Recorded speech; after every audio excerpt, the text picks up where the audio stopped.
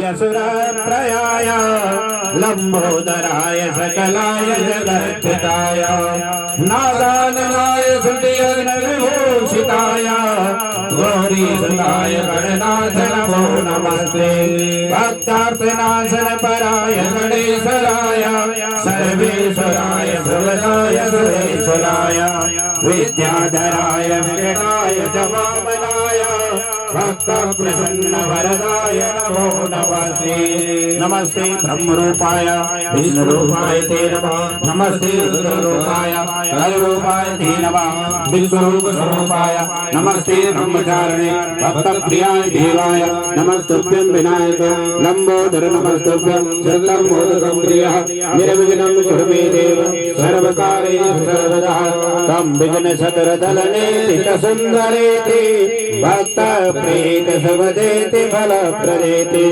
विद्या प्रदेति जयरेति जय वन्द्यो देवो गणेश वरदो भव नित्यमेव मातो जयाय सुपुरुषाः पादौ समिषा भूतानि त्रिपादस्या प्रसन्नजलपादं समर्पयामि श्रीमद्भागवत महापुराण श्रीकृष्णं श्रीपुण्ये नमः हस्तौ अर्घ्यं समर्पयामि मुखे आचमनीयं जलं समर्पयामि सर्वाङ्गे स्नानीयं जलं गङ्गे चायमनश्चैव गोदावरी सरस्वती नर्मदे सिन्धु कावेरी जलेसुं कुरु सर्वाङ्गे स्नानान्तर्गते पुनरात्मनीयं जलं समर्पयामि तदेव तस्यां च पञ्चामृत स्नानं पञ्चनदः सरस्वतीमपि यन्ति सुस्रोदः सरस्वती पञ्चदासदेशे बहुसरित पञ्चामृत स्नानान्ते पुनः शुद्धोदक स्नानं पुनरात्मनीयं जलं समर्पयामि वस्त्रं विवासवासा परिवीतानि प्रचरन्तु शिवास्तानि खङ्गणाः ते खागुं सहस्रयोजने अवधन्वां नितनमसि यानि कानि च पापानि बहिनं योजितं मया दीपं ग्रहाणे त्रिलोक्यं तपरारार्थिकं समर्पयामि श्रीमद्भागवत महापुराण श्रीकृष्णपुण्ये नमः तदेव क्षमा प्रार्थना मंत्रहीनं क्रियाहीनं भक्तिहीनं जनार्दनः यत् पूजितं मया देवः परिपूर्णं तदस्तु मे पापोऽहं पापकर्माहनाथ मुक्त्यर्थं भवसागरे ॐ योऽन्तः प्रवस्य मम वाचमिमां प्रसुप्ता सञ्जीवयत् किल शक्तिधरा सदाम्ना परायण अपातिमोक्षणायां च ऋतिज्यो भूमि मघेः ॐ महातदेवाङ्गः प्रार्थयेतः नमोऽस्तु ते व्यास विशाल बुद्धि वल्लारविन्दाय तव नेत्रा येन त्वया भारत तैलपूर्णे प्रज्वालितो ज्ञानमय प्रदीप नमस्ते व्यासरूपाय विष्णवे नमो वै ब्रह्मसुताय वसिष्ठाय नमो नमः तदस्तु मे नमो ब्राह्मण्यदेवाय गो ब्रह्मणहिताय च जगद्गुराय कृष्णाय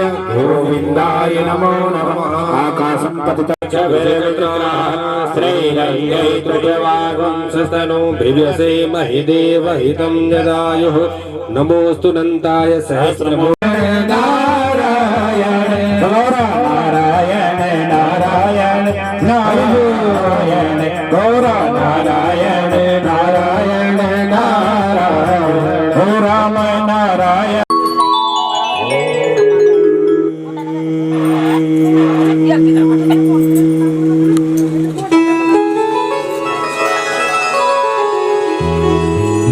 गुरुर्ब्रह्मा गुरुर्विष्णु गुरुर्देवो महेश्वरः गुरुर्साक्षात् परब्रह्म तस्मै श्रीगुरुवे नमः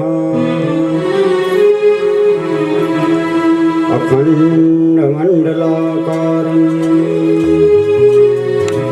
व्याप्तं येन चराचरम् तत्पतिं तदर्शितं येन तस्मै श्रीगुरुवे नमः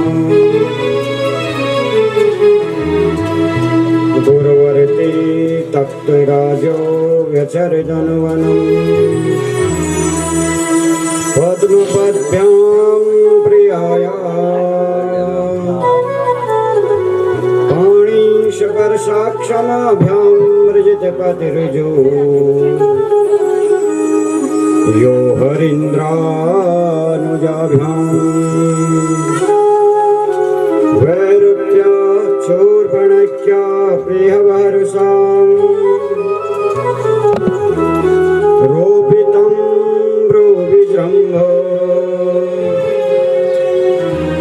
प्रस्ताब्धिर्वद सेतुखलदवदहनम् कौसलेन्द्रो वदनः कृष्णाय वासुदेवाय देवकी नंदनाय च नन्दगोपकुमाराय गोविन्दाय नमो नमः नमः पंकजनाभाय नमः पंकजमालिने नमः पंकजनेत्राय नमस्ते पंकजांग्रे सच्चिदानन्दरूपाय विश्वोत्पत्त्यादिहेतवे तापत्रय विनाशाय श्रीकृष्णाय वयं नमः यस्यांगे च विभाति भूधरसुता देवापगामस्तके भाले व्याले विदुर्गले च गरलम् यस्योरसी आदरा सोऽयं भूतिविभूषणः सुरवरः सर्वाधिपः सर्वदा सर्वः सर्वगतः शिवः शशिनिभः श्रीशङ्करं पातु राधामेरिशामणि मैं राधा जी को दास जन्म जन्म मोहि दीजियो वृंदावन को नमः कुंज विहारिणी नमः कुंज विहारिणी स्वामी श्री हरिदासाय गुरुणाम गुरुवे नमः हरे कृष्ण कृष्ण कृष्ण हरे हरे हरे राम राम राम हरे हरे मंगलम भगवान विष्णु मंगलम गरुड़ध्वजा मंगलम पुंडरीकाक्षाय मंगलाय तनो हरि अनानिधनो देवं शंखचक्रे गदाधरा अव्ययः पुंडरीकाक्षं पितृमोक्षप्रदो बोले श्रीमद्भागवत महापुराण की भगवान शंकर की जय हो भगवान की जय हो वृंदावन बिहारी लाल की जय हो जय जय श्री राम जय जय श्री राधे जय जय श्री राधे नमः पार्वती पतये हर हर महादेव। आइए सप्तम दिवस की कथा में प्रवेश करने से पूर्व अपने आप को पावन बनाए, अपने जीवन को अपने आप को सभी बड़े भाव से बड़े प्रेम से आज सभी गोपी बन के गाइए, सब गोपी बन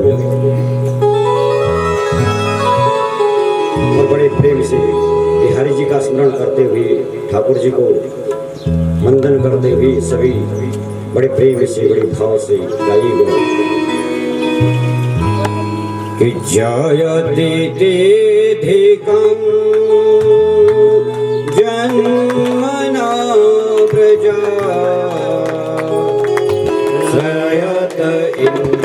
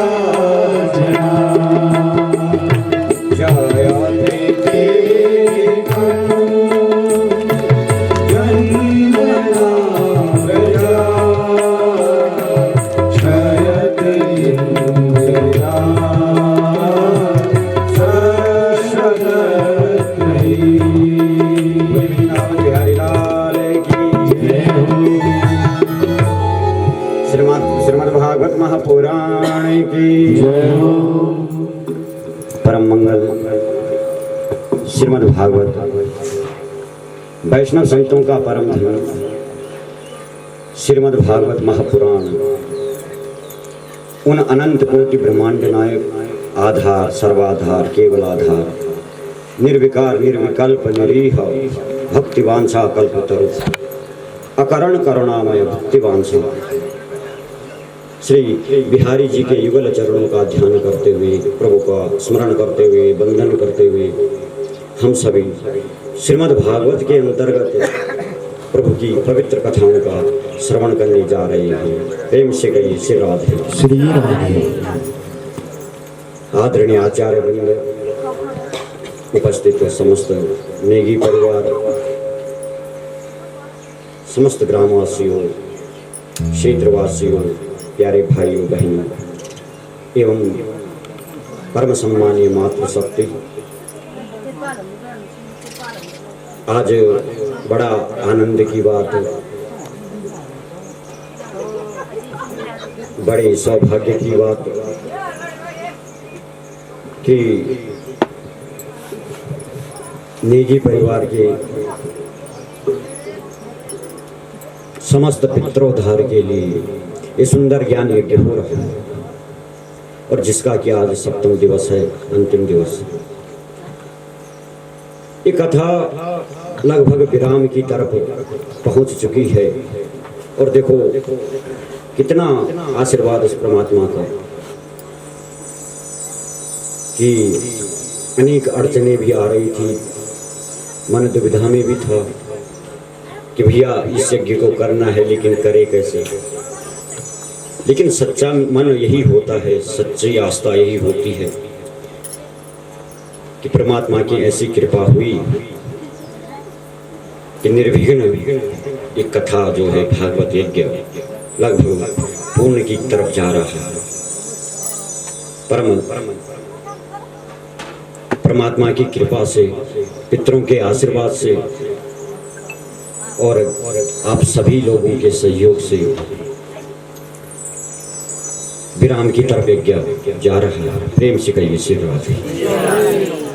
देखो हम लोग जीते तो हैं, संसार में तो आए हैं, हम सब आए हैं, आप भी आए हैं, हम भी आए हैं और संसार में आकर के केवल अपना पेट भरा और कुछ नहीं किया, इस संसार से एक दिन चले गए, तो भैया ये जीवन का उद्देश्य नहीं है। परमात्मा ने हमें यहाँ क्यों भेजा? प्रभु ने तो भेजा है कि आप वहाँ जाइए, संसार में जाइए, सत्कर्म कीजिए और सत्कर्म का फल प्राप्त करके परम धाम वैकुंठ धाम की प्राप्ति कीजिए। तो सौभाग्य इस जीव का तो तब है बंधु। ये तो अपने लिए कौन नहीं जीता, अपना पेट कौन नहीं भरता। संसार में अनेक प्राणी हैं, अनेक जीव हैं, लेकिन बुद्धिमान जो है ना, बुद्धि भगवान ने केवल मनुष्य को दी है। वो इसलिए नहीं दी है कि अपने लिए धनोपार्जन कैसे करे, अपने परिवार का पालन कैसे करे, इस संसार की माया मोह में किस तरीके से रहे, इस कारण बुद्धि नहीं मिली है। बुद्धि इसलिए मिली है कि परमात्मा कौन है, हम इस संसार में क्यों आए हैं और प्रभु की आज्ञा क्या है, इस कारण बुद्धि मिली। विवेक इसलिए मिला है हम सबको। और देखो कितनी सुंदर बात, देखकर बड़ा आनंद आ रहा है, बड़ा अच्छा लग रहा है कि आज नेगी परिवार के समस्त बंधु बांधव, समस्त भाई बंधु अपना अपना काम छोड़ करके सब इस यज्ञ में सम्मिलित हो रहे हैं। और देखो कितना सेवा कर रहे हैं, बहुत सेवा कर रहे हैं। और मैं तो यही कहूँ उनको भी कि भविष्य में कभी भी अपने जीवन में ऐसी ही एकता बना के रखो। एक व्यक्ति सब कुछ नहीं कर सकता।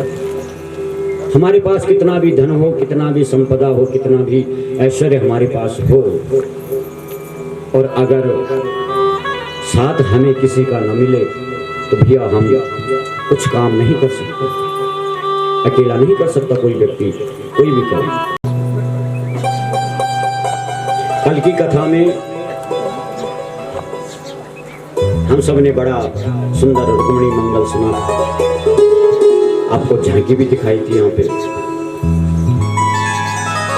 बड़ा सुंदर भगवान ने राक्षस विधि से विवाह कर दिया। देखो ये रुक्मी जो है ना, ये बड़ा अहंकारी है। ये भगवान की सत्ता को नहीं मानता। कभी कभी हमारी बुद्धि भी जो है भ्रमित हो जाती है। कभी कभी हम भी भगवान की सत्ता को नहीं मानते। ये रुक्मी नहीं मानता और भगवान पे ही आक्षेप लगाने लगा कि देखो इसका पिता का भी पता नहीं और माँ का भी पता नहीं। गौचरण करता है, ग्वाला है, गंवार है, और इसको हम अपनी बहन कैसे ब्याह दें इसके साथ। लेकिन भगवान तो बोलते हैं ना, जात पात मत देखो। शास्त्र कहता है कि प्रत्येक जीव पैदा से शूद्र है, न कोई ब्राह्मण है, न कोई क्षत्रिय है, न कोई वैश्य है। जो भी जन्म लेता है वो शूद्र है। लेकिन कर्मों से ब्राह्मण बनता है, कर्मों से क्षत्रिय बनता है, कर्मों से वैश्य बनता है। ब्राह्मण कुल में जन्म लेकर के अधर्म किया, पाप कर्म किए, तो वो ब्राह्मण थोड़े ही है बन गए। वो ब्राह्मण नहीं है, वो तो फिर शूद्र है। इसलिए परमात्मा कहते हैं जाति मत देखो। हम जाति पे जाते रहते हैं, उसके कर्म देखो, कर्म कैसा है, कर्म कैसा करता है, विचार कैसा है, संस्कार कैसे हैं। लेकिन ये बात रुक्मी नहीं जानता। रुक्मी तो जानता है कि मेरी बहन रुक्मिणी का विवाह जो है ना चेद नरेश शिशुपाल से हो। शिशुपाल आया था कल बारात लेकर, और बारात लेकर के जब आया था तो सिंहासन पे बैठ गया और उस मार्ग को ताकता रहा, जिस मार्ग से, जिस रास्ते से रुक्मिणी मैया को आना था, कि वरमाला लेकर के आएगी, मेरे गले में डालेगी। जब काफी समय हो गया, रुक्मी बोला भैया उसको तो छलिया चुरा करके ले गया। कहा तो तूने फिर हमारी बेइज्जती करने के लिए हमें यहाँ बुलाया है क्या? हमें किस लिए बुलाया? कहा चिंता मत करो आप, मैं प्रतिज्ञा करता हूँ अपनी बहन रुक्मिणी को तुम्हें ही दूंगा, और अगर ये काम नहीं कर पाया तो मथुरा का परित्याग कर दूंगा। यहाँ आऊंगा नहीं, आपको मुंह नहीं दिखाऊंगा। ये शिशुपाल भी गया, भगवान के साथ युद्ध हुआ और मुंह की खानी पड़ी, इसको हार गया। घर में गया है, देखो बहन ने तो बड़ी सुंदर आरती थाल सजा रखी। भैया आ रहे हैं भाभी को लेकर के।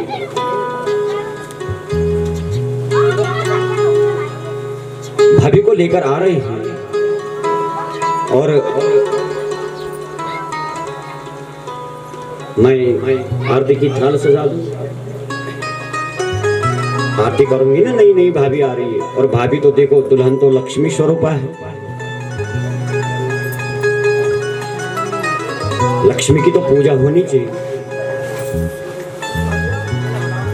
लेकिन भैया एक बहुत बुरा संस्कार हमारे अंदर घुस चुका है। दुल्हन आती है ना, हम लोग दरवाजा घेर लेते हैं, खड़े हो जाते हैं कि पहले पैसे दो। अरे साक्षात लक्ष्मी स्वरूपा तुम्हारे घर में प्रवेश कर रही है, कदम रख रही है, और आप देखो उसके लिए रास्ता रोकते हो। ये बुरा संस्कार हमारे अंदर आ गया है, पता नहीं कहां से। बलराम जी महाराज रेवत पर्वत पे गए हैं और रेवती से इनका विवाह हुआ। लेकिन यहाँ पे एक द्विज नाम का बानर आ गया। और ये वानर बड़ा कामी था। इसने जब रेवती को देखा ना, देखो ये रेवती जो थी बड़ी सुंदर थी दिखने में। इस वानर ने जब रेवती को देखा तो इस पे मोहित हो गया और भाग करके इसकी तरफ चला। बलराम जी ने अपना हल मूसल उठाया और इस द्विविध का कल्याण कर दिया। बोले वृंदावन बिहारी लाल की। देखो ये द्विविध है कौन? ये द्विविध हम और आप हैं। ये बुद्धि हमारी जो दुविधा में रहती है ना, यही द्विविध है। और वैसे ये द्विविध जो था भगवान राम की वानर की सेना में था, द्विविध नाम का वानर। लेकिन बड़ा पापी था ये। इसके अंदर कोई अच्छे संस्कार नहीं थे। ये क्या करता था, जब युद्ध हो रहा था तो रात्रि को जाया करता था लंका में, और लंका में जाकर के व्यभिचार किया करता था।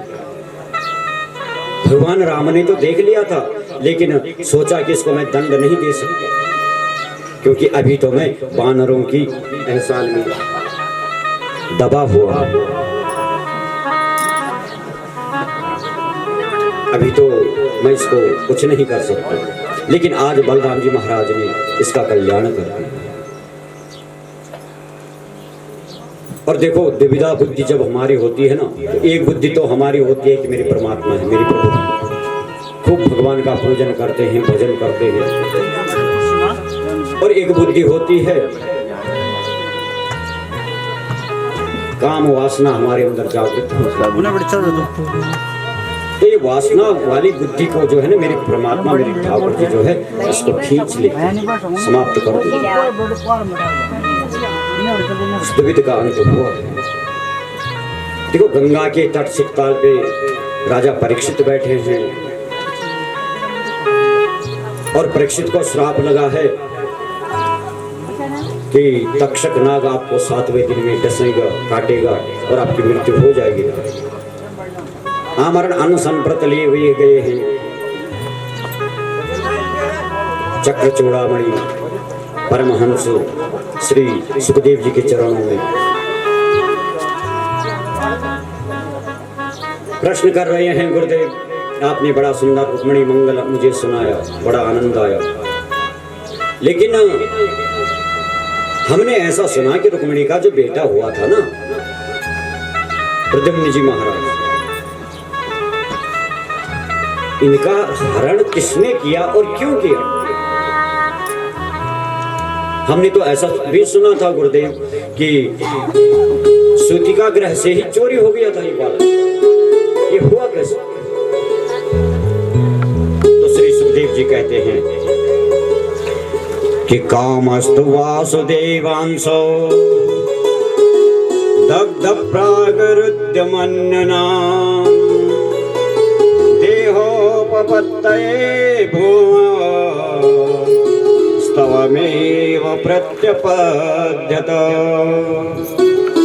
राजन, रुक्मिणी मैया की विवाह का 1 वर्ष हो चुका है और रुक्मिणी मैया ने बड़ा सुंदर एक बालक को जन्म दिया। तो कहते हैं कामस्त वासुदेवांश, ये काम जो है ना, जिसको भोलेनाथ ने भस्म कर दिया था अपने 30 नेत्र खोल के, आज देखो इसने देह धारण किया है। इससे पहले इसका नाम अनंग है। अदृश्य रूप से प्रत्येक जीव प्रत्येक प्राणी के अंदर ये काम बैठा है, लेकिन आज देखो इसने भगवान के अंश रूप से अवतार लिया है, जन्म लिया है रुक्मिणी मैया के गर्भ से। एक समरासुर नाम का दैत्य है, राक्षस है, बड़ा दुष्ट, और नारद जी के द्वारा उसको ज्ञात है कि जो भगवान का बेटा है ना, इसके द्वारा तुम्हारी मृत्यु होगी। अब देखो समरासुर को मालूम चली कि मेरा काल पैदा हो चुका, रुक्मिणी मैया का बेटा हो चुका है, उसको बड़ी चिंता होने लगी, किस तरीके से मैं उस बालक को मारूं, समाप्त करूं, अन्यथा वो तो मुझे मार देगा। अब देखो द्वारिका बना रखी है ना भगवान ने, द्वारिकापुरी का निर्माण जो किया है द्वारिकाधीश ने, वो बड़ा विचित्र है। उस द्वारिका के अंदर कोई प्रवेश नहीं कर सकता। भगवान का सुदर्शन चक्र घूम घूम कर रक्षा करता है। एक चींटी भी अगर प्रवेश करने का प्रयत्न करे तो भैया वो भी राख हो जाएगी, भस्म हो जाएगी, उसके अंदर कोई नहीं जा पाता। लेकिन ये समरासुर गया कैसे?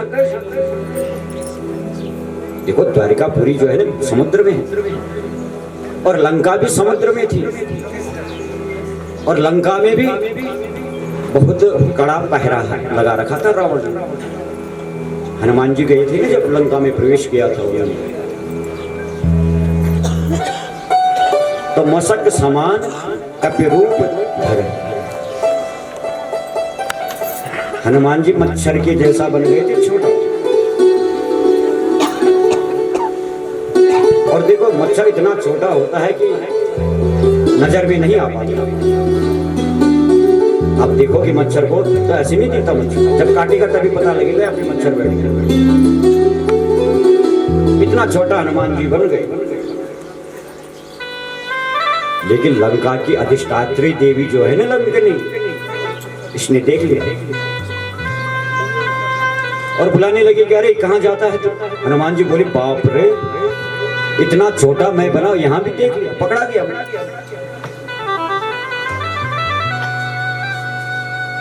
और हनुमान जी ने जब उस पे एक मुष्टिका का प्रहार किया ना, तो ये संतों की भाषा बोलने लगी।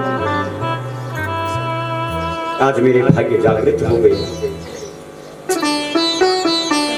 तात मोरे पुण्य भूता, मेरे आज पुण्य भूत जागृत हो गए, जो कि मेरी आंखों ने राम जी के दूत के दर्शन किए। तो लंका में अगर नहीं जा सकता कोई, भैया समरासुर आया कैसे? मथुरापुरी के देखो ये भी मायावी है, और इसको ब्रह्मा जी के द्वारा वरदान था कि सुदर्शन चक्र इसका कुछ नहीं देगा, कोई हानि नहीं देगा। ये जब गया तो देखो वरदान है, सुदर्शन चक्र कुछ नहीं कर पाया, सूतिका ग्रह में पहुंच रही थी। चुपचाप उठाया उस बालक को, अपने विमान में रखा, आकाश में उड़ गया और आकाश में उड़ते उड़ते सागर के ऊपर गया और वहां से उस बालक को नीचे फेंक दिया सागर। अब 6 दिन का छोटा सा बालक रोता रोता रोता नीचे गिरा। देखो एक मछली थी, सांस ले रही थी, मछली सांस लेने के लिए ऊपर मुंह करती, मुंह खोला और ये बालक उसके मुंह से उसके पेट में चला गया। मछली प्रेम से बोलो जय श्री राधे। उसके पेट में गया, किसी मछुआरे ने पकड़ लिया इस मछली को, जाल में फंस गई। बाजार में लाया बेचने को, और बाजार में बेचने को जैसे ही लाया, समरासुर के ही सेवक उस मछली को खरीद कर घर ले गए। घर में लाए, देखो इनकी जो रसोईया है ना वो है विद्यावती, और ये विद्यावती रति अवतार है। रति है कामदेव की पत्नी, उसको मछली दी। उसने मछली का पेट फाड़ा तो क्या देख के वहां से सुंदर बालक प्रकट हो गया, निकल गया। उसने बड़ा सुंदर पालने में रखा। समरासुर बोला तेरा ही है ये बेटा, तेरे को दे दो। अब उसको नहीं मालूम यही तो प्रद्युम्न जी है जिसको मैं चुरा के लाया, उसको नहीं मालूम। अब देखो पालने में झुला रही है, नारद जी आ गए। नारद जी बोले देवी ये किसका बेटा है? कहा ये बेटा ऐसे ऐसे प्राप्त हुआ और इसका मैं पालन कर रहा हूं। समाधि को तोड़ा था इस कामदेव ने, तो भगवान के तीसरे नेत्र खुलते ही ये भस्म हो गए। रति गई है भगवान शंकर के चरणों में कि प्रभु मेरा कल्याण करो, आपने तो मुझे विधवा बना दिया, मेरे पति को भस्म कर दिया, मैं क्या करूं, कहां जाऊं? तो भोलेनाथ बोले देख देवी, मेरी समाधि को जो तोड़ता है, क्योंकि राम जी की समाधि लगती है भोलेनाथ, उस समाधि में जो विघ्न डालता है, खलल डालता है, या भोलेनाथ को बड़ा क्रोध है। और भोलेनाथ का नाम आप कहीं भी सुनोगे तो करुणावतार तो कहीं नहीं है, करुणामय भोलेनाथ नहीं है। लेकिन यहां क्रोध आया था प्रभु को। ये तो आप बोलते हो ना कि कर्पूर गौरम करुणावतारम संसार सारम, बोलते हो आप? आरती में बोलते हैं। तो भगवान कैसे करुणावतार, करुणावतार है प्रभु। लेकिन यहां क्रोध आया था भोलेनाथ। तीसरा नेत्र खोला, ये कामदेव विष्णु का देवी तुम्हें नहीं मालूम क्या?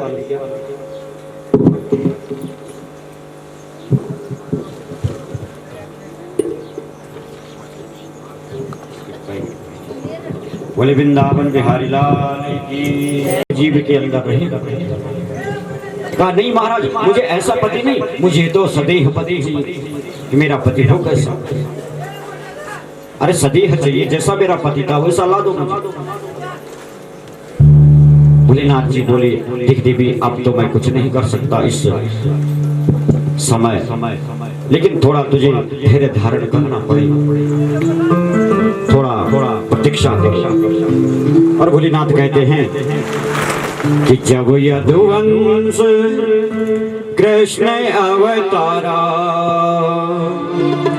हो यही हरण महामहिभरा। देवी, जब भगवान नारायण कृष्ण अवतार लेंगे और कृष्ण अवतार लेकर के रुक्मिणी मैया से विवाह करेंगे, तो भगवान के ही अंश रूप में तुम्हारा पति सदेह जन्म लेगा। कृष्ण तनया होय पति तोरा, वचन अन्यत्र हो मोरा। वही कृष्ण का बेटा जो है वही तेरा पति होगा। मेरी बात झूठी नहीं होगी। कुछ याद आया आपको? देवी नारद जी बोल रहे हैं इस विद्यावती का हमारा समझ गई। अब देखो, ये तो ब्रह्म विद्या को जानते हैं, ब्रह्म विद्या को जानते, उस विद्या से इस बालक को जो है जवान का अपना जैसा। प्रद्युम्न जी बोले देखो, हमारे माता पिताजी हमारे लिए परेशान हो रहे होंगे, अब बढ़िया हो गया ना, बहू भी मिल गई। इधर रुक्मिणी मैया तो बहुत रो रही है कि मेरे बेटे को कौन ले गया। सूती का ग्रह बहुत ढूंढा लेकिन कहीं नहीं मिल पा रही, तो अब आशा छोड़ दी। लेकिन दरवाजे पे गए हैं ना जब वापस, रुक्मिणी मैया ने दरवाजा खोला, पहचान नहीं पाई, क्योंकि तब तो छोटे थे, 6 दिन के। कहा कौन है आप? कहा आप मेरी माता जी हैं, मैं आपका बेटा। कहा नहीं, मैं ठीक से नहीं जानती, आप मेरा बेटा कैसे? मेरे बेटे को तो कोई चोरी के ले गया। हाँ, ये बात जरूर है कि मेरा बेटा जिंदा होता तो तुम्हारे ही जैसे होता। भगवान हंसने लगे पीछे से और कहा रुक्मिणी, यही तो हमारा बेटा है, यही वो बेटा है जिसको दुष्ट सम्रासुर ने चुरा लिया। पूरी कहानी समझाई है रुक्मिणी मैया को। तो रुक्मिणी मैया प्रसन्न हुई और कहने लगी, भैया अब तो मुझे खोया हुआ बेटे के साथ साथ बहू भी मिल गई है। बोले वृंदावन बिहारी लाल की जय हो। लेकिन कुंती ने तो बहुत सेवा की है दुर्वासा ऋषि, खूब आदर सम्मान किया।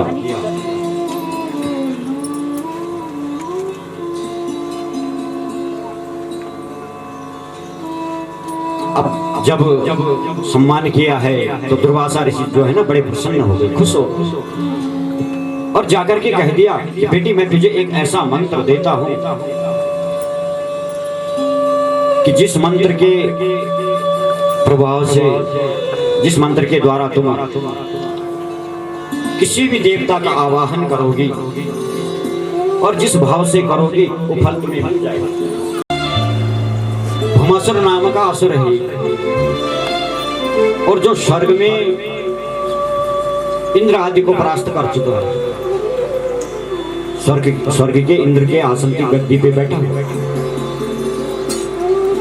जिसने माता आदित्य का कुंडल का हरण कर लिया, इंद्र के छत्र का हरण कर लिया और 16,100 कन्याओं को कैद कर बैठा राज कर लिया। ये भौमासुर बड़ा कामी है। देवता बड़े त्राही त्राही कर रहे हैं, बड़ा अत्याचार इसने मचा रखा है भौमासुर। ब्रह्मा जी के पास गए, प्रभु क्या हो गया? ये भौमासुर तो बड़ा पापी है, बड़ा पापी हो गया है। ब्रह्मा जी ने कहा कि भैया अभी काम तो भगवान नारायण ही कर सकते हैं, जो कि कृष्ण अवतार लिया है, इसीलिए तो लिया है। लेकिन कृष्ण अवतार लेकर के केवल 8 पटरानियां उनकी है, बस उन्हीं के साथ प्रभु मस्त है, उनको याद कौन दिलाएगा? तो जब भी देवताओं का काम बनाना है ना, तो नारद जी को पहले याद करो। नारद है भगवान के मन, और भगवान के मन में जो सोच आती है नारद के द्वारा वो काम होता है। नारद जी आए हैं स्वर्ग से भगवान के पास, हाथ में पारिजात पुष्प लिया है,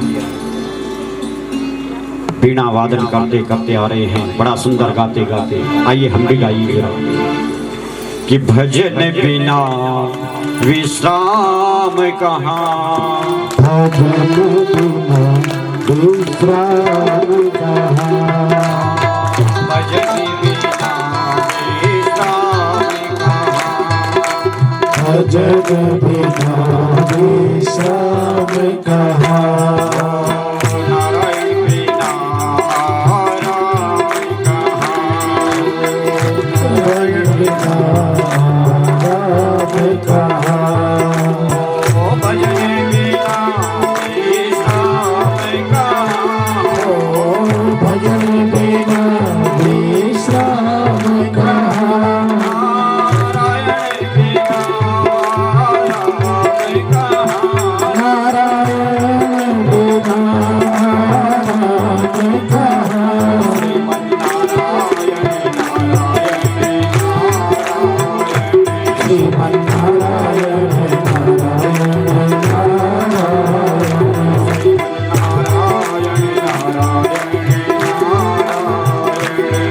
श्रीमन्नारायण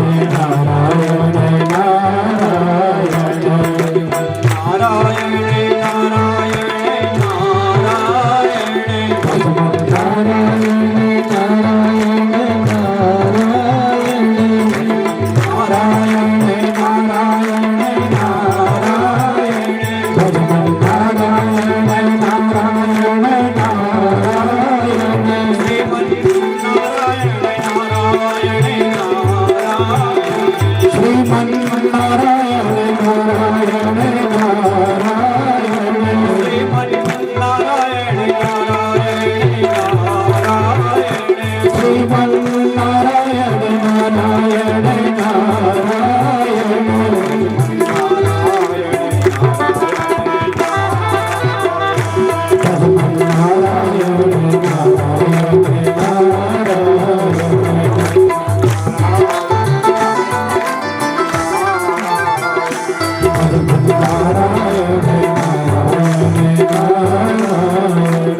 ऐसे नहीं, दोनों हाथ ऊपर करके राधे श्री राधे।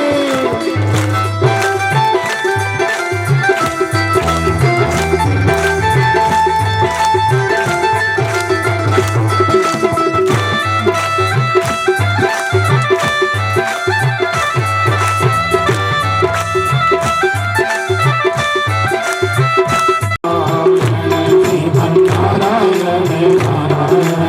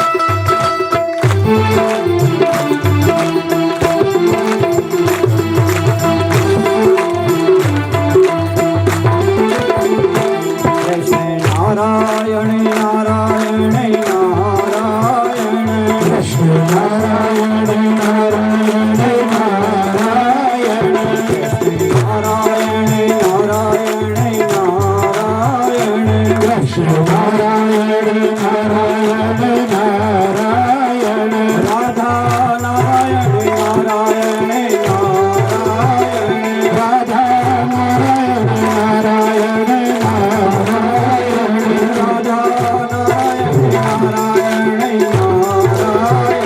राधा नारायण नारायण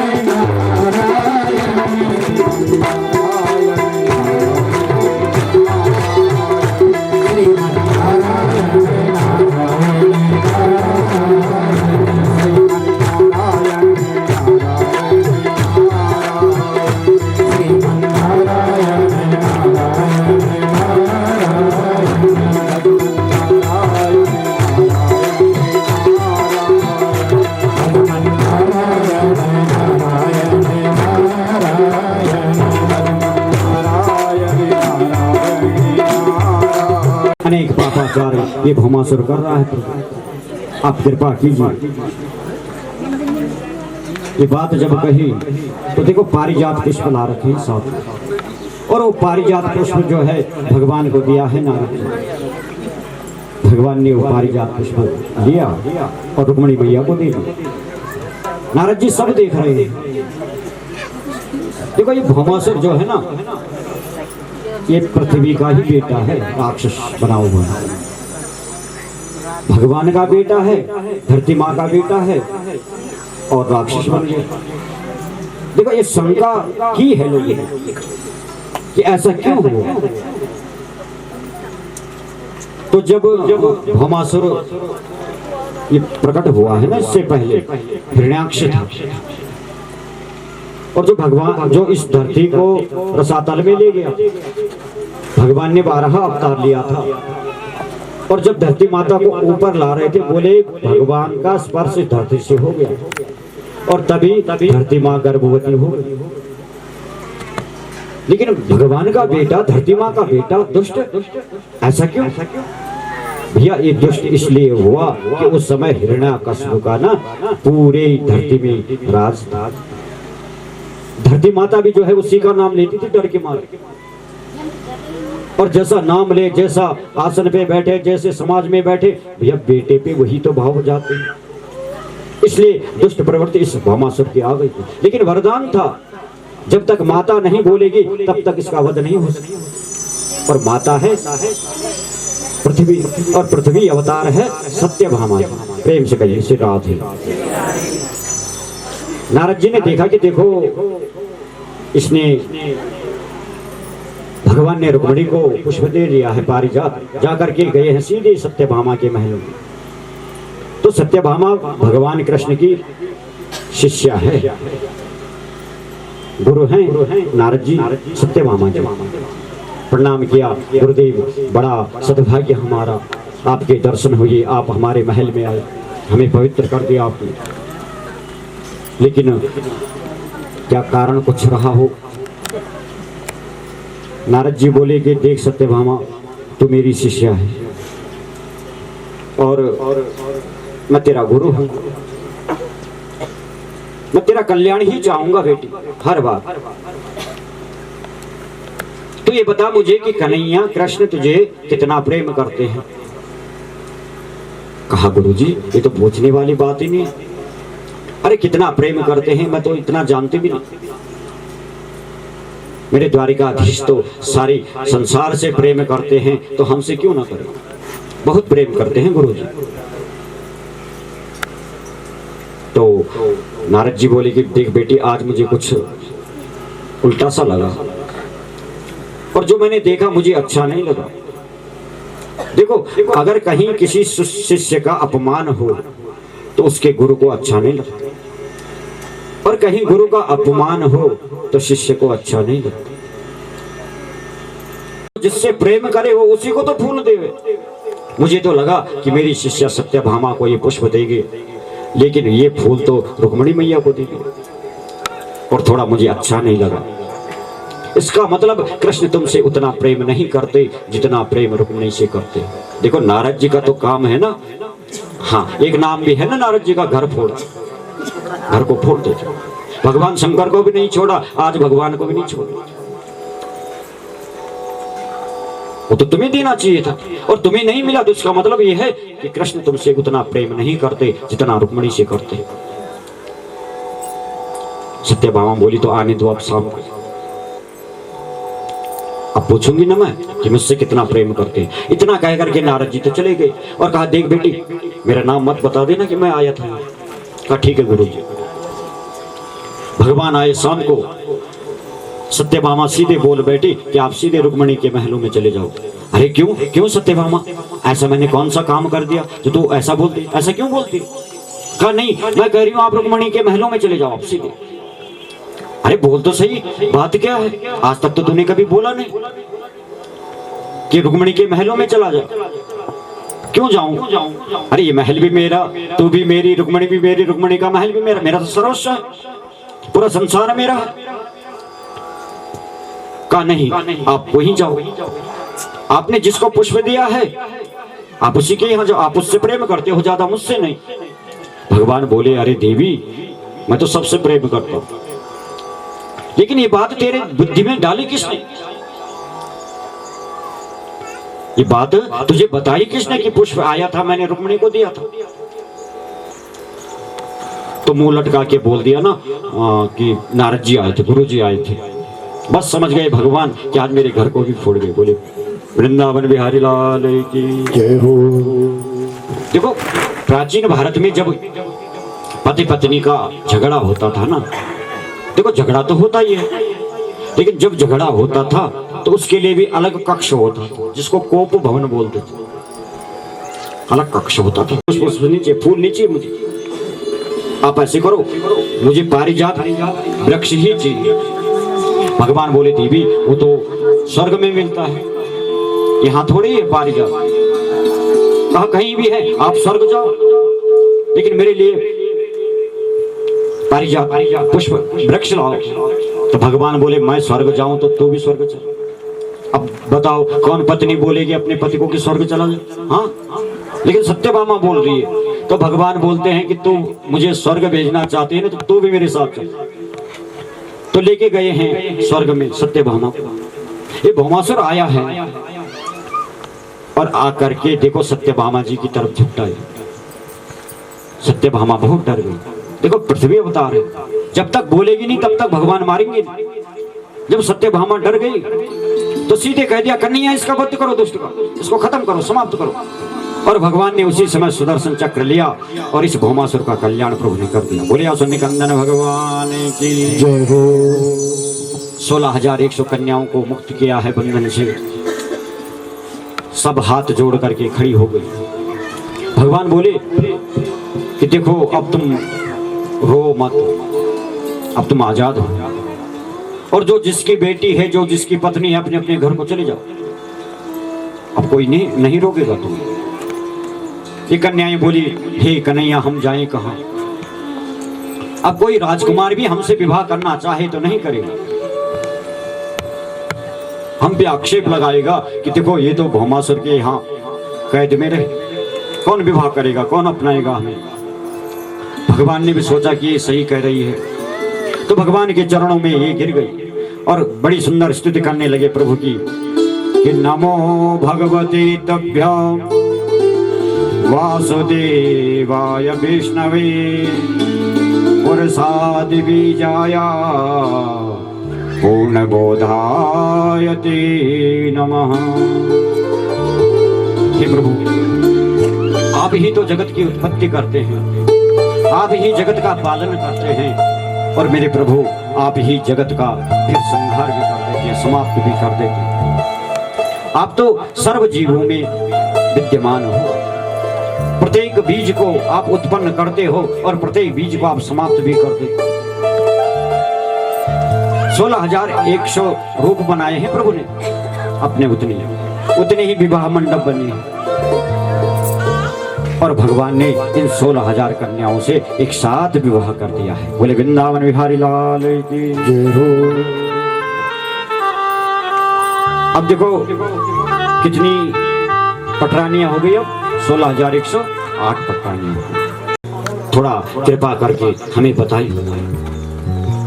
तो श्री सुखदेव जी कहते हैं कि कृष्णासीत सखा कश्चित् ब्राह्मणो ब्रह्मवित्तमः इंद्रियार्थेषु प्रशांतात्मा ब्राह्मणो इति जितेन्द्रियः। राजन, कृष्ण के जो मित्र हैं ना सुदामा जी महाराज, बोले सुदामा जी महाराज की जय हो। तो सुदामा जी की कथा सुनाई है राजा परीक्षित को। और देखो, सुदामा का मतलब ये नहीं कि दीन है, और दीनता कोई अभिशाप नहीं, गरीबी कोई अभिशाप नहीं है। गरीबी तो भगवान से मिलने का एक सरल मार्ग है। इस बच्चे को पीछे ले जाओ या फिर परेशान कर लो, पीछे ले जाओ उसको। गरीबी भगवान से मिलने का सरल मार्ग है, अभिशाप नहीं है गरीबी। और कौन कहता है कि सुदामा गरीब थे? हाँ, अरे सुदामा जी के बराबर तो ऐश्वर्यवान कोई था ही नहीं, सुदामा जी के जैसा भाग्यवान कोई था ही नहीं, सुदामा जी के जैसा कृष्ण भक्त कोई था ही नहीं। प्रशांत आत्मा जितेंद्रिय। और देखो, श्री सुखदेव जी महाराज ने नाम नहीं लिया सुदामा जी का, और कहते हैं कि ऐसे संत का नाम लेना भी पाप। प्रशांत आत्मा जितेंद्रिय ब्राह्मणम ब्रह्मोत्तम ब्राह्मणो द्विजोत्तम विशेषणम प्रथमम विशेषम तदंतर। जिसकी इतनी विशेषण हो उसका नाम लेने की आवश्यकता ही नहीं,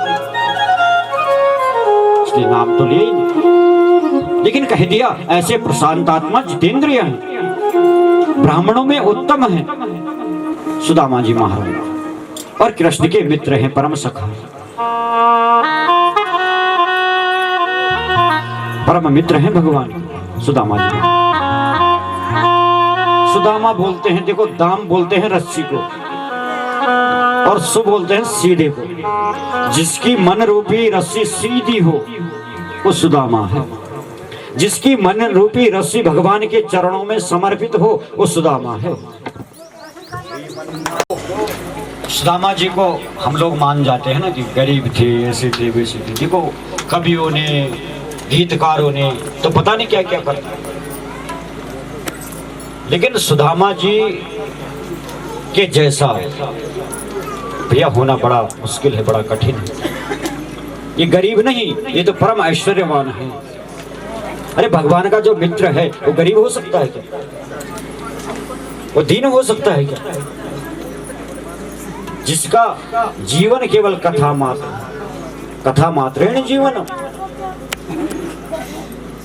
ऐसे परमेश्वर जी, परम अमलात्मा, परम ज्ञानात्मा सुदामा जी गरीब हो सकते हैं क्या? ये तो भगवान के परम सखा है। और देखो, शास्त्र में लिखा है कि दो को मर जाना चाहिए। बोले किन दो को? बोले जो धनवान हो, और धनवान होते हुए जिसका दशांश धन परमात्मा को समर्पित न हो, सत्कार्यों में न लगे, बोले उसको मर जाना चाहिए। और बोले दूसरा गरीब को मर जाना चाहिए, जो गरीब है और गरीब होकर के भी भगवान का भजन नहीं करता, भगवान का नाम नहीं लेता, भगवान की भक्ति उसके हृदय में नहीं है, बोला उसको भी मर जाना चाहिए। उसकी गरीबी भी बेकार। ये गरीबी तो भगवान से मिलाने वाला रास्ता है। कि द्वाभसी प्रविष्टो कंठे बद्ध। बोले कैसे मारे? बोले कंठ में शिला बांधो, कंठे बद्ध शिलाम दड़ाम निर्णाम। कंठ में शिला बांधो और कहा नीचे फेंक दो। देखो शास्त्र में लिखा, भागवत जी में, कि मैं नहीं बोला, दोनों को मार देना चाहिए। जो भगवान का भजन न करे गरीब हो करके और धनवान हो करके, जिसका दशांश परमात्मा के चरणों में न चढ़े, वो धन बेकार है। भगवान का भजन न करे वो गरीबी बेकार है, उसका जीना ही बेकार है। तो दीनता तो परमात्मा से मिलने का सरल उपाय है। और देखो, जब तक दीनता ना आए, भगवान से मिलने का जो मार्ग है ना, वाहन है, भक्ति का वाहन है दीनता। दीनता जब तक नहीं आएगी तब तक प्रभु नहीं मिलेगा। भक्ति का वाहन है दीनता। इतने दीन हैं सुदामा जी महाराज। दीन का मतलब गरीब नहीं। प्रेम से बोलो जय श्री राम। तो देखो, सुदामा जी हैं, परम भक्त हैं भगवान के। रोज भगवान का भजन करते, मधुकरी में जो कुछ मिलता भोजन करते, सो परिवार को पालते। इनकी पत्नी है सुशीला। सुशीला बोलते हैं जो सहनशील हो, सु बोलते हैं शुद्ध, अच्छा, शील बोलते हैं शांत, विनम्र, जिसके अंदर ऐसी भावना है वो है सुशीला। देखो, सुदामा जी भक्त के जीवन में तो उतार चढ़ाव आते रहते, और भक्त को कष्ट में डालते हैं दुष्ट। दुष्ट भी होते हैं भक्त के साथ। जहां भगवान के भक्त होंगे वहां दुष्ट भी होंगे। तो भक्ति मार्ग में तो अनेक कष्ट आएंगे, लेकिन भैया जो कंधे में कंधा मिला करके चले वो सुशीला है। आज 3 दिन हो गए, 3 बेटा है, लेकिन 3 दिन से भोजन नहीं किया। अरे बैठ जाओ एक सामने का, रहने दो, प्रसाद को हो जाएगा भैया, हो जाएगा, यहाँ बैठ जाओ। मुख है तेरे हम नहीं होने हुई। 3 बेटा है।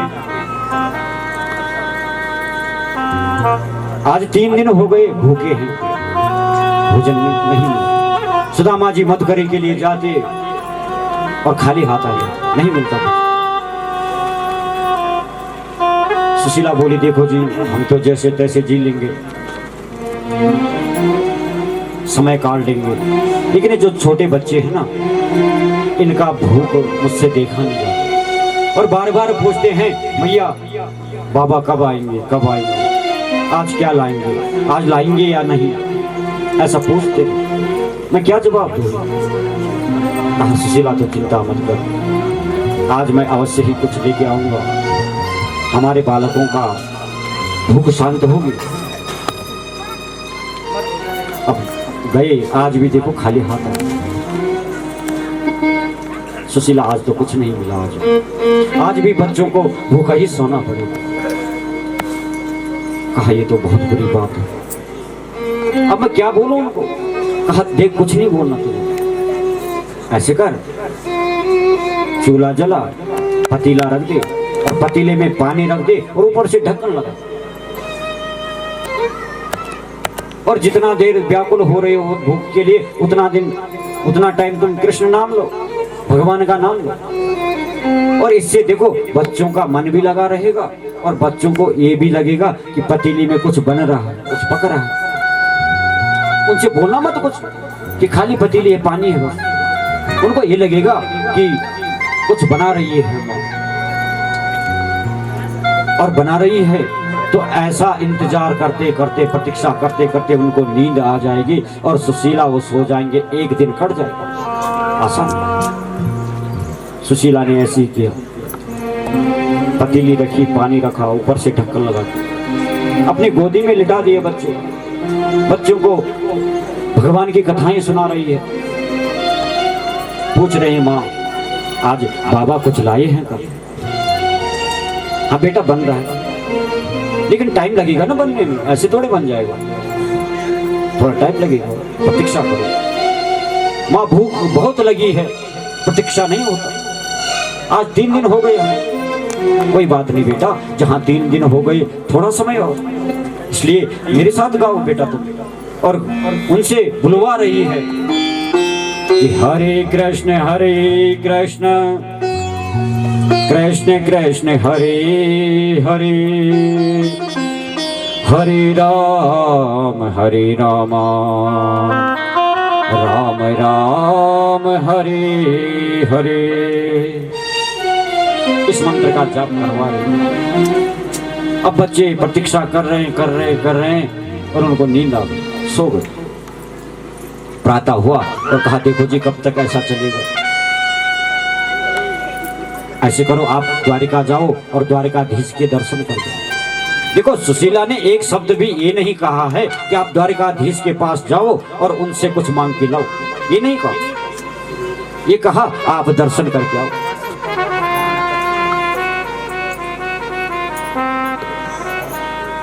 देखो पत्नी के नाम के आगे लगता है धर्म, पति के नाम के आगे तो लगता ही नहीं। और धर्म पत्नी कौन है? बोले धर्म पत्नी वो है जो अपने पति को भगवान से मिलाने के लिए रास्ता प्रशस्त करे। आप जाओ वहां द्वारिकाधीश से मिलो, वही तो पत्नी का धर्म है। पति को सदमार्ग पे ले जाए और जाओ आप भगवान से मिल गए। मांगा नहीं, कुछ मत मांगना, बस दर्शन करना। आप द्वारिकाधीश के दर्शन कराते तो अच्छा रहे। कहा देवी दर्शन करने तो मैं जाऊं, लेकिन मैंने तो द्वारिकाधीश को ये बात कही है कि मैं कुछ लूंगा नहीं वहां से। और मुझे लगता है कि देखो जो हमारे प्रारब्ध में होगा, हमारे भाग्य में होगा, वो कहीं नहीं जाए। अगर दुख होगा तो दुख मिलेगा, सुख होगा तो सुख मिलेगा। कहा द्वारिकाधीश के लिए तो आप ही बोलते थे ना कि हमारा मित्र है, हमने तो देखा नहीं, लेकिन आप बोलते हैं कि हमारा मित्र है, एक साथ हम पड़े हैं। कहा अगर मैं वहां जाऊंगा तो भगवान का एक नाम है दीनानाथ, भगवान दीनों के अनाथ हैं। और मैं अगर भगवान के पास जाऊंगा तो मैं दीन नहीं रहूंगा, और जब मैं दीन नहीं रहूंगा तो मेरा नाथ भी नहीं रहेगा, इसलिए मुझे अनाथ ही रहने दो।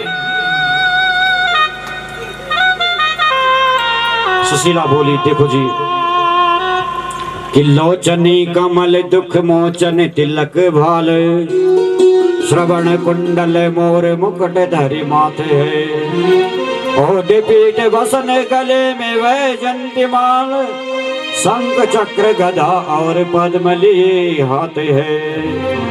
कहे नरोत्तम सांदीपनी गुरु के यहाँ, कहत हम पढ़े एक साथ है।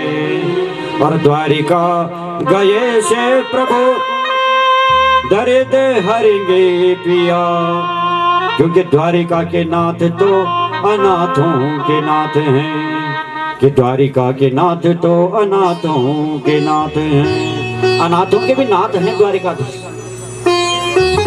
बड़ी बड़ी बातें तो आप करते हैं महाराज, आप जाइए ना और केवल दर्शन करके आ जाइए। तो सुदामा जी कहते हैं तो वास्तव में दर्शन तो मुझे करना चाहिए। अरे जिसका मैं इतना संकीर्तन करता हूँ, इतना नाम करता हूँ, इतना भजन करता हूँ, और उसका दर्शन ही हो जाए ये तो परम सौभाग्य मेरा। तो अयम ही परमो लाभो तम उत्तम दर्शन, मुझे परम लाभ होगा उस परमात्मा का दर्शन। दर्शन तो मैं करूं देवी, लेकिन हमने तो सुना है कि भगवान के घर खाली नहीं जाते, मित्र के घर खाली नहीं जाते। और घर में एक दाना भी अनाज नहीं है, कुछ नहीं हमारे पास है।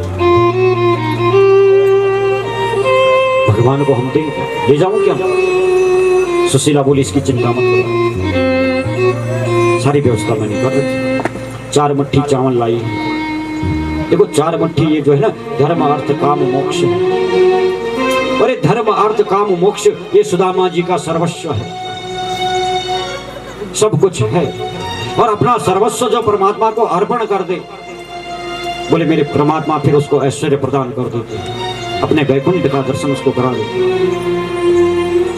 आज वही पुरुषार्थ 4 जो हैं सुदामा जी के, वो रखे हैं सुशीला। एक कपड़े में बांधे हैं, एक पोटली बना दी और कहा ये लेकर के आप जाइए। सुदामा जी चल रहे हैं। अब देखो कभी जूता नहीं पहने, चप्पल नहीं पहने पैरों में। द्वारिका बहुत लंबा रास्ता है, वहां जाते जाते थक जाएंगे, पैरों पे कांटे चुभेंगे, पत्थर हैं। हाथ में डंडा लिया, कृष्ण नाम गा गा करके जा रही है और माने सोच रहे हैं कि हे द्वारिकाधीश, मैं तुम्हारा दर्शन करने तो आ रहा हूं, लेकिन इतना लंबा रास्ता है, इतना दूर तू है कि मैं तेरे पास कैसे पहुंच। तो मानो सुदामा जी चलते चलते चलते गा रहे हैं कि दूर नगरी, बड़ी दूर नगरी, दूर नगरी, बड़ी दूर नगरी, दूर नगरी, बड़ी दूर नगरी, दूर नगरी, बड़ी दूर नगरी। अब कैसे आऊं रे कन्हैया, कैसे आऊं रे कन्हैया, तेरी गोकुल नगरी, बड़ी दूर नगरी। कैसे आऊं रे नंदलाला, कैसे आऊं मदन गोपाला, तेरी गोकुल नगरी, बड़ी दूर नगरी, दूर नगरी, बड़ी दूर नगरी, दूर नगरी, बड़ी दूर नगरी।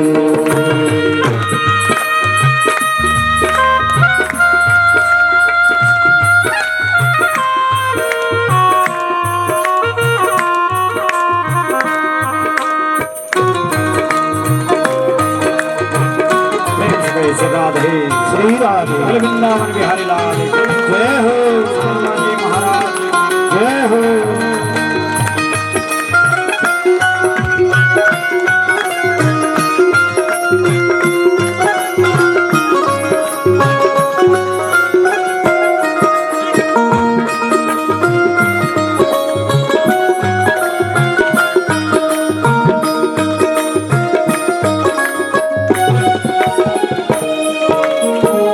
रात में आऊं काना, डर मोह लागे, रात में आऊं काना, डर मोह लागे, रात में आऊं काना, डर मोह लागे, रात में आऊं काना, डर मोह लागे, दिन में आऊं तो देखे सारी नगरी, बड़ी दूर नगरी, दिन में आऊं तो देखे सारी नगरी, बड़ी दूर नगरी, दूर नगरी, बड़ी दूर नगरी, दूर नगरी, बड़ी दूर नगरी। और कैसे आऊं रे लाला, कैसे आऊं नंद के लाला,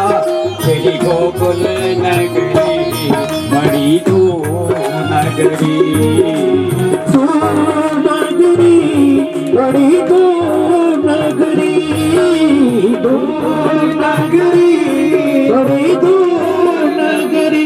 वो कैसे आऊं रे नंदलाला, कैसे आऊं रे मदन गोपाला, कैसे आऊं रे नंद के लाला, तेरी गोकुल नगरी, बड़ी दूर नगरी, दूर नगरी, बड़ी दूर नगरी।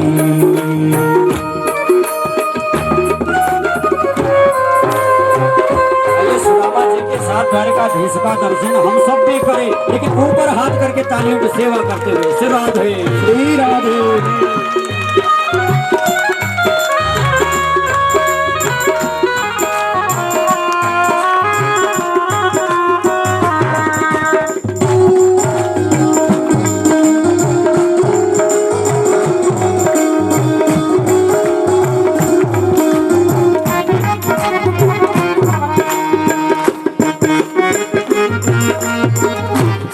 संग आऊं काना, शर्म मोह लागे, सखी संग आऊं काना, शर्म मोह लागे, सखी संग आऊं काना, शर्म मोह लागे, सखी संग आऊं काना, शर्म मोह लागे, अकेले आऊं तो भूल जाऊं नगरी, बड़ी दूर नगरी। हाँ अकेली आओ तो भूल जाओ नगरी, बड़ी दूर नगरी। बड़ी दूर नगरी, दूर नगरी, बड़ी दूर नगरी। कैसे आऊं रे नंदलाला, कैसे आऊं रे नंदलाला, मेरी गोकुल नगरी, बड़ी दूर नगरी। ओ नगरी, बड़ी दूर नगरी, दूर नगरी, बड़ी दूर नगरी। लचके धीरे धीरे चलो बना कमर मोरी लचके, धीरे चलो बना कमर मोरी लचके, कमर मोरी लचके, कमर मोरी लचके। धीरे धीरे चलो बना कमर मोरी लचके, पर चलो तो चले गई नगरी, बड़ी दूर नगरी। हाँ झटपट चलो तो चल गई नगरी, बड़ी दूर नगरी, दूर नगरी, बड़ी दूर नगरी के लाला, नब के लाला, मेरी गोकुल नगरी, बड़ी दूर नगरी। दूर नगरी, बड़ी दूर नगरी, दूर नगरी, बड़ी दूर नगरी।